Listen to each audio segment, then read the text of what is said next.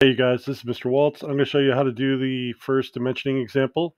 So you can see here, this is the part from the Fusion Multi-View Drawing assignment. So if you haven't done that assignment yet, you're going to need to go back and finish that before you start. So the drawing should already be created for you. So all we're going to do is go into Fusion and add the dimensions. So we'll bring up Fusion. Here we go. So hopefully you've got your project called Fusion Multi-View Drawing, and you go in there and you've got your block drawing, and you open that up. Okay, cool. So here's your drawing. You got your 3 views plus your isometric, and we're going to start putting dimensions on it. So to start out, we want to do the overall dimensions. So we want to show the overall width, the overall height, and the overall depth. And the front view has the most information, so it's going to be very busy and have a lot of dimensions in it.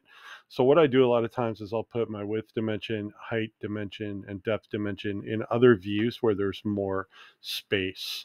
So let's do those first. So to make dimensions in Fusion, you just do D for dimension, just like when you're making a part. And it really works almost exactly the same way. So I'm going to click on the left edge of this top view and then the right edge. And then you can see as I go down, it'll make that dimension. Notice that it'll tend to stick to certain points.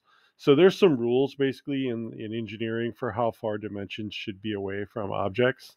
And it'll try to make you follow those rules. However, you don't have to follow those. They're just suggestions.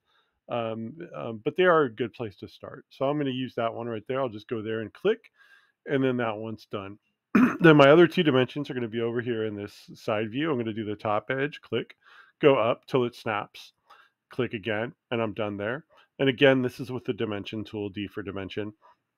And then here, let's see, I want to do the whole height of this. So to get the whole height of this, it's not one edge, it's multiple edges.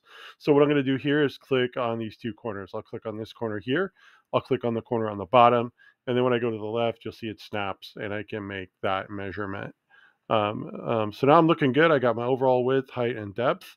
And then I have to look at my features that I have to do. So my features are, I have these 2 steps that are cut out over here. And I also have this hole. So let's do the steps first. They're fairly easy. So you can see here on the top, there's 0.75 and 0.25. So we'll just go over here. Let's hide that. And D for dimension again. I'm just going to click on this top edge and go up till it snaps. Boom. Then what I want to do is I want to get this first step. So I'm going to click on the top edge of that step. And then I'm going to go up here until I want to make this dimension even with the 0.75. So what I'm going to do is move my mouse over to the 0.75. Usually it will snap. It's not doing that. Okay, so plan B, here's plan B. We're just going to click and place that dimension. I'd like this dimension, the 0.25, to be in line with the 0.75. So what I'm going to do is hit escape and I'm going to click on the 0.25 dimension. You'll see that some controls pop up. What I can do is drag these. I'm going to drag this dot on the 0.25. Let me zoom in. And I'm going to drag this until I'm even with the other dimension, and then it'll actually snap. You can see it'll stick. And I can move this 0.25 wherever I want. I want to put this right in the middle here in between these 2 lines. And that looks really good. Next I want to do, so I've got the width of those done. Notice that because the width of this edge here is 0.75 and this one is 0.25, that adds up to 1. The overall width we know is 0.25. So we don't actually have to dimension this step width here of 0.25. We can leave that alone. We do need to show height of these steps though. We already know the overall height of this thing is 0.75. So it's the same kind of deal. Basically, because we could solve for one of the heights here, we're just going to do the height of the first step, click and go over. So this is D for dimension. The height of the second step, click and go over. And now we've got those. Well, 0.25 plus 0.25 is 0.5. 0.75 minus 0.5 is 0.25. So I don't have to dimension the top step. It's kind of a weird thing, but you'll get used to it. Um, Anyways, I'm going to hit escape here. I don't really like the way it put these 0.25s and it didn't line them up. So what I'm going to do is hit escape, click on this dimension here, and you get this little dot. I'm going to drag this dot. First of all, I'm going to drag it so it's in the middle. You can see the number is in between the lines.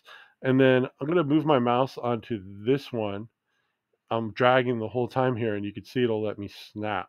And if you get it just right, it'll line up and it'll put the number right in the middle. Okay.